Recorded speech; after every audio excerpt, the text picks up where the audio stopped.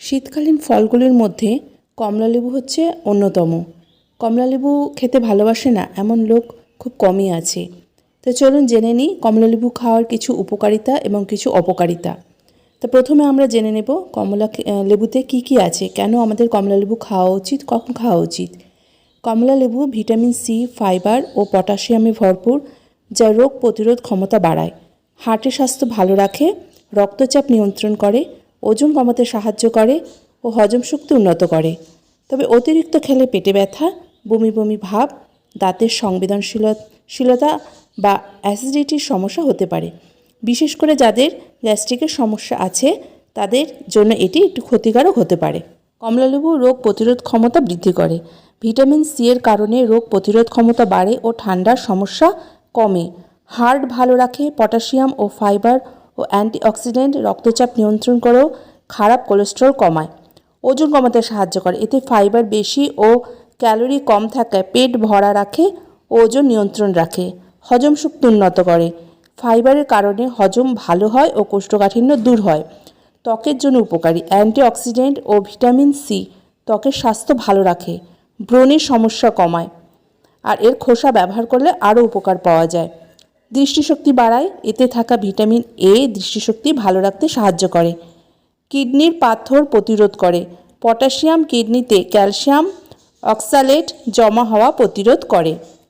কমলালেবুর উপকারিতার পাশাপাশি কিছু অপকারিতাও আছে, যেমন পেটের সমস্যা হতে পারে। অতিরিক্ত খেলে পেট ব্যথা, ডায়রিয়া বা বমি বমি ভাব হতে পারে। অ্যাসিডিটি ও গ্যাস্ট্রিকের সমস্যা হতে পারে। যাদের গ্যাস্ট্রিকের সমস্যা আছে তাদের জন্য এটি বেশি ক্ষতিকারক হতে পারে, সেই জন্য এটা বুঝে শুনে খাবেন যাদের গ্যাস্ট্রিকের প্রবলেম আছে। অতিরিক্ত ভিটামিন সি দাঁতকে ঠান্ডা ও সংবেদনশীল করে তুলতে পারে, তাহলে দাঁতের ক্ষতি হতে পারে অতিরিক্ত খেলে। অতিরিক্ত ভিটামিন সি, যদিও ভিটামিন সি উপকারী, কিন্তু অতিরিক্ত পরিমাণে খেলে তার শরীর থেকে বেরিয়ে যায় এবং কিছু ক্ষেত্রে সমস্যা হতে পারে। সেই কারণেই কমলালেবু বা কমলালেবুর রস পরিমিত পরিমাণে খাওয়া উচিত। যাদের ডায়াবেটিস বা কিডনির সমস্যা আছে তারা ডাক্তারের পরামর্শ নিয়েই এই ফলটি খাবেন বা এর রস সেবন করবেন। একজন সুস্থ মানুষ প্রতিদিন, এটা যেহেতু শীতকালেই পাওয়া যায়, প্রতিদিন 2টো করে কমলালেবু খেতে পারেন, তার বেশি খাওয়া উচিত নয়।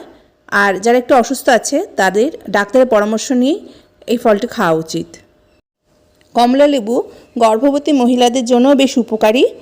কমলালেবুগুলি ভিটামিন সি, আয়রন, জিঙ্ক এবং ফলিক অ্যাসিডে সমৃদ্ধ থাকে।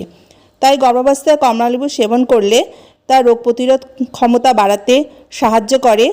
গর্ভের যে ভ্রূণ তার বিকাশকে শক্তিশালী করে তোলে এবং ত্বককে টানটান ও স্বাচ্ছন্দ্যের ক্ষেত্রেও উপকারিতা নিয়ে আসে।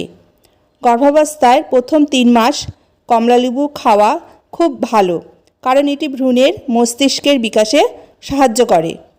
গর্ভাবস্থায় কমলালেবু সেবনের বেশ কয়েকটি স্বাস্থ্য উপকারিতা আছে। কমলালেবু ভিটামিন সি সমৃদ্ধ থাকায় মা এবং শিশু উভয়েরই রোগ প্রতিরোধ ক্ষমতাকে শক্তিশালী করে তুলতে সাহায্য করে।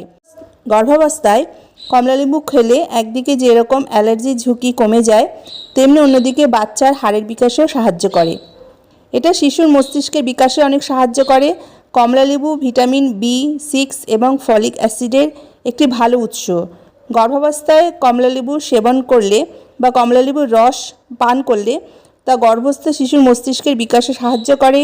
নিউরাল টিউবের ত্রুটিগুলো রোধ করতে পারে, যা শিশুর মধ্যে মস্তিষ্ক মেরুদণ্ডের অস্বাভাবিকতাগুলোর কারণ হিসেবে পরিচিত। কমলালেবুতে প্রচুর ফাইবার থাকায় তা অন্ত্রের গতিবিধি এবং গর্ভাবস্থার একটি সাধারণ সমস্যা কোষ্ঠকাঠিন্য নিরাময় খুব সাহায্য করে। এর মধ্যে যে ফাইবার রয়েছে তা পেটের সমস্যা এবং পেট ফাঁপা থেকে অনেকটাই স্বস্তি আনতে পারে। কমলালেবুর মধ্যে উচ্চ পটাশিয়াম উপাদানটি গর্ভবতী মহিলাদের মধ্যে তাদের রক্তচাপের মাত্রা নিয়ন্ত্রণ করতে সহায়তা করে এবং উচ্চ রক্তচাপের মতো সমস্যা থেকে স্বস্তি আনতে পারে। প্রতিদিন কমলালেবুর রস গ্রহণ করলে শরীরের তরল স্তরের ভারসাম্য বজায় রাখতে সোডিয়াম এবং পটাশিয়াম সরবরাহ করে। 44% জলীয় উপাদানের সাথে কমলার রস দেহে জলের ভারসাম্য বজায় রাখে এবং হাইড্রেট রাখতে সাহায্য করে। কমলালেবু হলো একটি অ্যান্টিঅক্সিডেন্টে ভরপুর ফল, যা প্রত্যেক দিন খেলে ত্বকের টানটান ভাব বজায় রাখে, ব্রণ প্রতিরোধের জন্য এটা খুবই উপকারী। গর্ভাবস্থায় কমলালেবু কিন্তু একটু বুঝে শুনে খাওয়া উচিত, কারণ যেহেতু কমলালেবুতে প্রচুর পরিমাণে ভিটামিন সি রয়েছে, সেই জন্য গর্ভাবস্থায় কিন্তু ভিটামিন সি 85 মিলিগ্রামের বেশি সেবন করা উচিত নয়। তাই ডাক্তারের পরামর্শ অনুযায়ী বা যদি কোনো অসুবিধা না থাকে, যেমন গ্যাস্ট্রিকের প্রবলেম, এই সমস্ত অসুবিধা যদি না থাকে, তবে একজন গর্ভবতী মহিলা প্রত্যেকদিন একটি করে কমলালেবু গ্রহণ করতে পারে। কমলালেবুতে প্রচুর পরিমাণে ক্যালসিয়াম থাকবার জন্য এটি একটি দুধের বিকল্প হিসেবেও কাজ করে। যাদের দুধ খেতে অসুবিধা হয় বা কোনো প্রবলেম হয়, তারা কিন্তু পাস্তুরাইজ কমলালেবুর রস পান করতে পারেন, কারণ এটি একটি দুধের ভালো বিকল্প এবং মর্নিং সিকনেস বা প্রাতঃকালীন যে অসুস্থতা হয় সেটা নিরাময় করতে সাহায্য করে। এছাড়া যদি তাজা কমলা নিগড়ে রস বের করে খাওয়া যায় তবেও কিন্তু সেটা খুব ভালো, তবে চেষ্টা করতে হবে বেশি চিনি যোগ না করেই এটা খাওয়ার জন্য, কারণ চিনিতে যেহেতু প্রচুর পরিমাণে গ্লুকোজ থাকে, তা শরীরে গ্লুকোজের মাত্রা বাড়িয়ে তুলতে পারে। তাই শুধুমাত্র পাস্তুরাইজ বা পিওর যে জুস বা কমলালেবু ছুলে যে খাওয়ার ব্যাপারটা সেইভাবে খেতে হবে। কমলালেবু বা কমলালেবুর রস পান করলে গর্ভবতী মহিলাদের যেরকম অনেক উপকার হয়, তেমনি অত্যধিক মাত্রায় খাওয়ার জন্য কিছু জটিলতারও কিন্তু সৃষ্টি হতে পারে। কমলালেবুর মধ্যে থাকা প্রচুর পরিমাণে যে সাইট্রিক অ্যাসিড রয়েছে সেটি কারণে গলা ব্যথা হতে পারে, তাছাড়া দাঁতের এনামেল ক্ষয় হতে পারে। আবার হচ্ছে যদি অত্যধিক মাত্রায় খাওয়া হয়, মানে পান করা হয়, তবে এর মধ্যে যে আঁশ বা তন্তুগুলো রয়েছে তা পেটের ব্যথার কারণ হতে পারে, তার জন্য পাতলা পায়খানা হতে পারে বা পেট খারাপের মতো সমস্যাগুলো হতে পারে। কমলালেবু একটু টক প্রকৃতির কারণে সেগুলো অত্যধিক পরিমাণে খেলে গ্যাস্ট্রোফেজিয়াল রিফ্ল্যাক্স ব্যাধিতে ভুগে থাকা গর্ভবতী মহিলাদের মধ্যে বুকে জ্বালা, গলা জ্বালা, এই সমস্ত যে অম্বলের ব্যাপার সেগুলো হতে পারে।